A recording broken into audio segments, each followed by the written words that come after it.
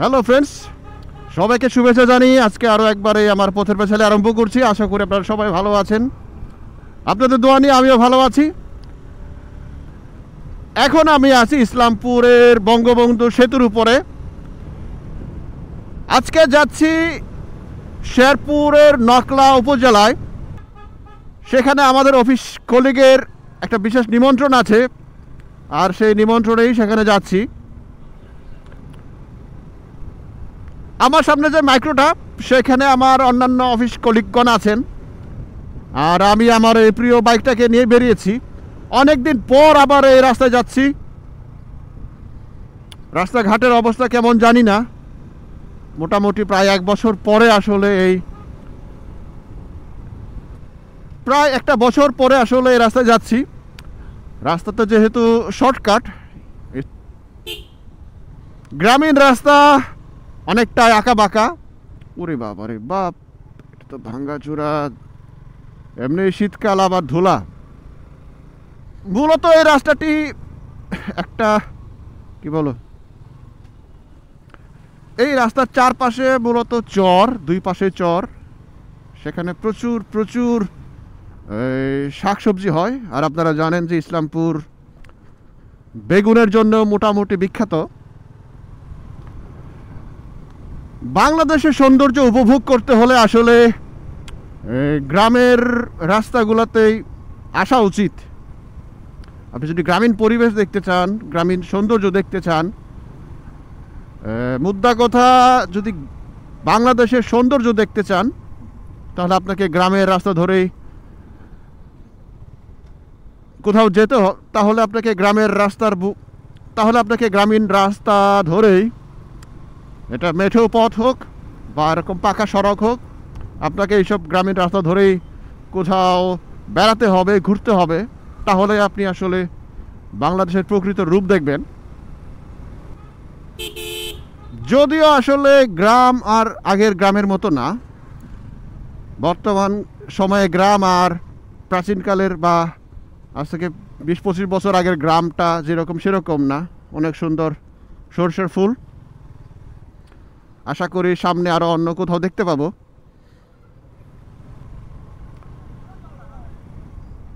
আসলে আমি ব্যক্তিগতভাবে গ্রুপ ট্যুরে অভ্যস্ত না। মোটামুটি আমি সবসময় একাই রাইড করি, কোথাও গেলে একাই যাই। বড়জোর আমার পিছনে পিলিয়ন হিসেবে একজন থাকে, কিন্তু একটা গ্রুপের সাথে ট্যুর করা খুব একটা বেশি আমার অভিজ্ঞতা নাই। যে কারণে মূলত আমি মাইক্রোর পিছনে যাচ্ছি, যদিও তার পিছনে গেলে প্রচুর ধুলা উঠতেছে।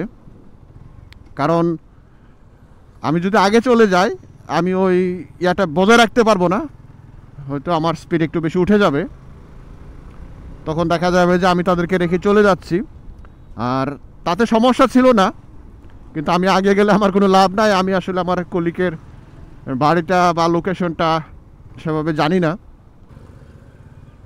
এই কারণেই মূলত একটু স্লো হলেও এই মাইক্রোর পিছনেই যাচ্ছি। আর যেহেতু গ্রামীণ রাস্তা আগেই বলেছি, এখানে ভাঙ্গাচোরা আছে, বাজার আছে, স্কুল আছে, মাদ্রাসা আছে, যে কারণে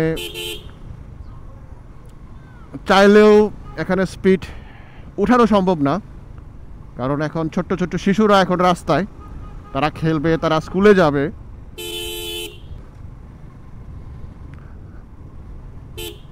আচ্ছা, আমি খুব বেশি একটা বকবক করব না।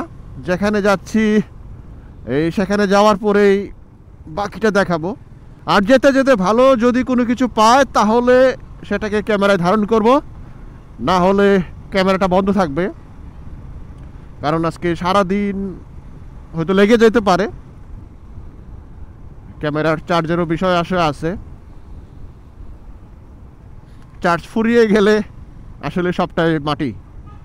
তখন আপনাদেরকে পুরা একটা ট্যুরের কিচ্ছা কাহিনী আসলে দেখাতে পারবো না।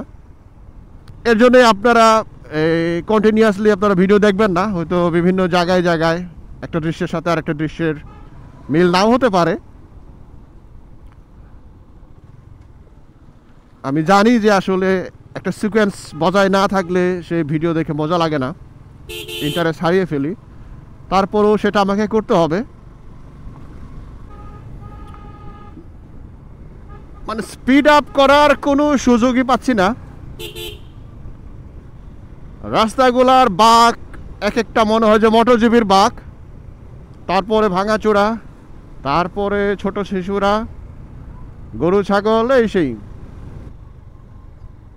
যেটা বলছিলাম, এক একটা বাঁক এক একটা মোটরজিবির বাঘের থেকেও মনে হয় মাঝে মাঝে বেশি মনে হয়। গত বছর যখন আমি এই রাস্তায় গিয়েছি, এটা টোটালি কাঁচা রাস্তা।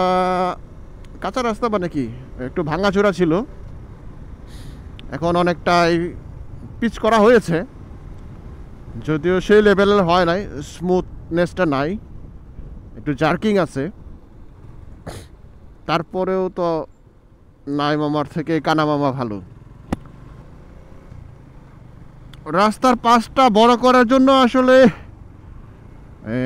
প্রস্তুতি চলছে, যে কারণে রাস্তার এক পাশের মাটি ড্রেনের মতো করে সরিয়ে রাখছে।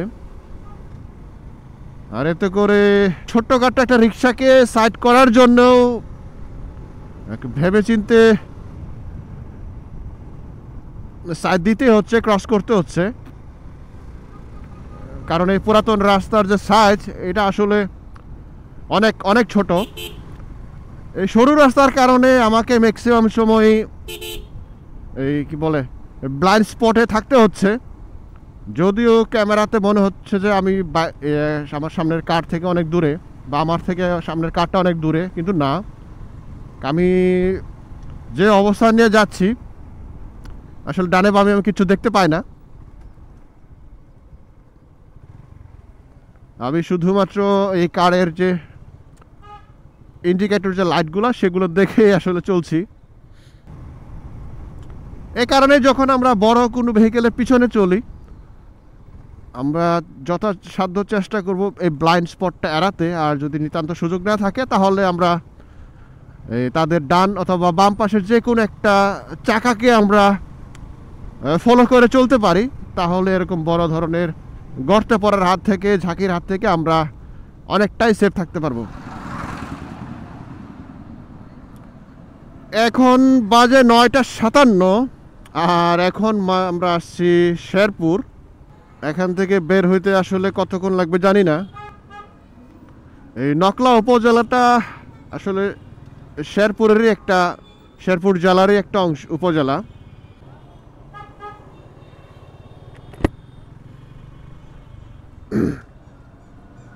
যেটা বলছিলাম যে নকলা উপজেলাটা শেরপুর জেলারই একটা অংশ। শেরপুরটা হলো ময়মনসিংহ বিভাগের বা ময়মনসিংহ থেকে উত্তরে অবস্থিত, একবারে বর্ডারের যে জেলা সেটা।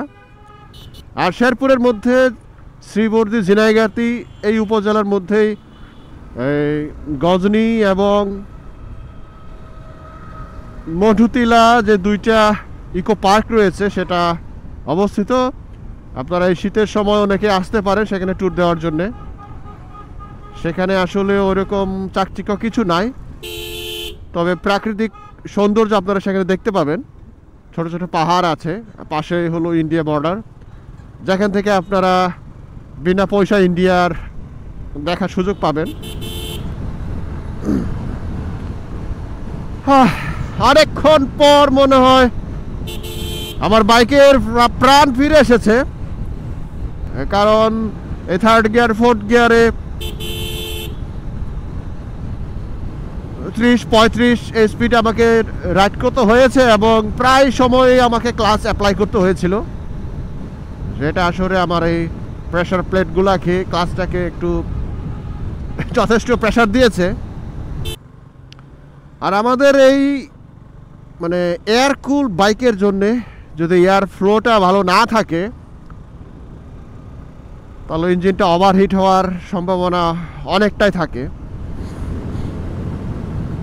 আমার মনে হয় প্রায় 60 আপ না, মানে স্পিড যদি 60 আপ না থাকে, তাহলে এই এয়ারকুল বাইকগুলা অতিরিক্ত গরম হয়ে যায়, কারণ 60-র উপরে থাকলে যে এয়ার ফ্লোটা থাকে সেটার মাধ্যমে ইঞ্জিনটাকে ঠান্ডা করার যথেষ্ট সুযোগ থাকে।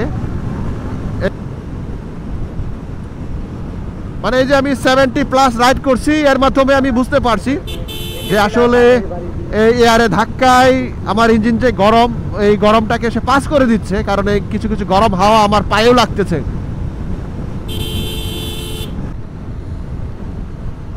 গত 3 বছর আগেও এই রাস্তা এরকম ছিল না,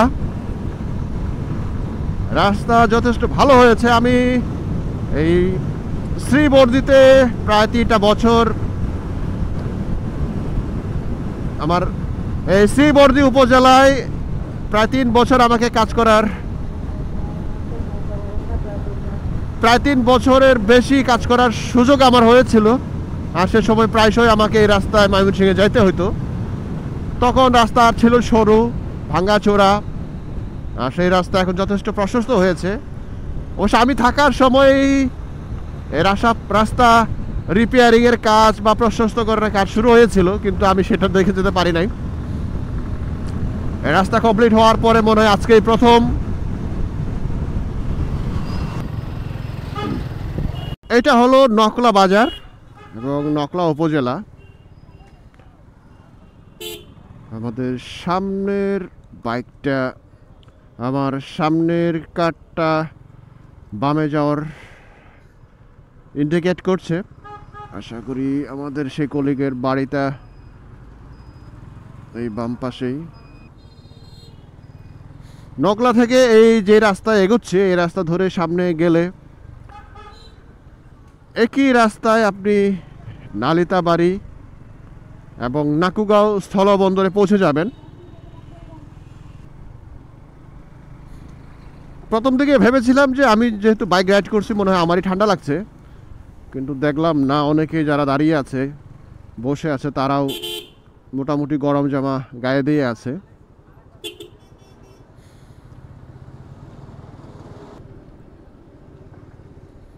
আমরা মনে হয় এসে গেছি, নাকি আরো ভিতরে যেতে হবে জানি না।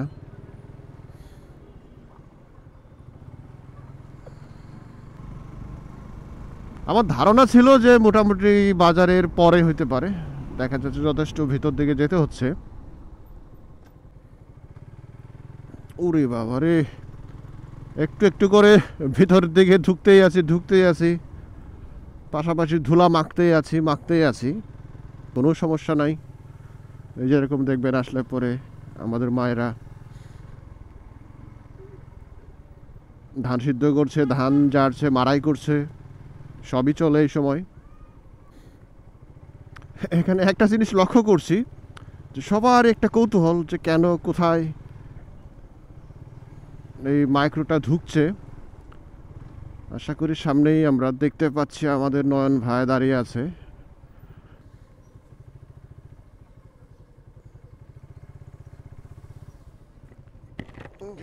অবস্থা কি আইলাম, চিনি না তো, কি করবো, চিনি না তো। বিপ্লব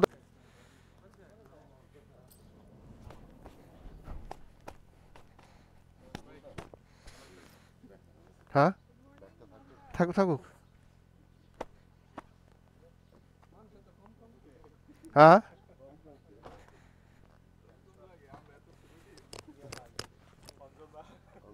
অঞ্জন তো নাই, হ্যাঁ না, মিটিং আছে না।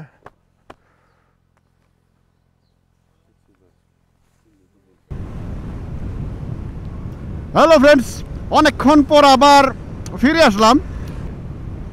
আসলে সকালে যে ট্যুরটা বেরিয়েছিলাম সেখানে আমাদের লক্ষ্যে, সেখানে যে উদ্দেশ্যে যার বাড়িতে গেলাম, সেখানে তো আমাদের সেই প্রোগ্রামটা শেষ করার পরে আসলে আশেপাশে কয়েকটা জায়গায় আরও ঘুরলাম। কিন্তু দুঃখের বিষয় যে আমার এই ক্যামেরার চার্জটা শেষ হয়ে গিয়েছিল, যে কারণে ওই ক্লিপসটা নিতে পারি নাই। এরপরে যখন আবার একটু সময় পেলাম, হালকা একটা চার্জ করে নিলাম, আর যে কারণে এখন এই রাত্রেবেলা এসে এন্ডিং ক্লিপসগুলো নিচ্ছি। যদিও ক্লিপসটা ভালো হবে না, তারপরেও আপনাদেরকে ধন্যবাদ জানাই পাশে থাকার জন্যে। আর যদি আজকের এই ভিডিও আপনাদের ভালো লাগে তাহলে অনুরোধ থাকবে একটা লাইক দিবেন, শেয়ার করবেন আর সাবস্ক্রাইব করবেন। দেখা হবে, কথা হবে পরবর্তী কোনো ভিডিওতে। পরবর্তী কোনো বিষয় নিয়ে নতুন কোনো পথের পেঁচালিতে। সে পর্যন্ত ভালো থাকবেন, সুস্থ থাকবেন, নিরাপদে থাকবেন।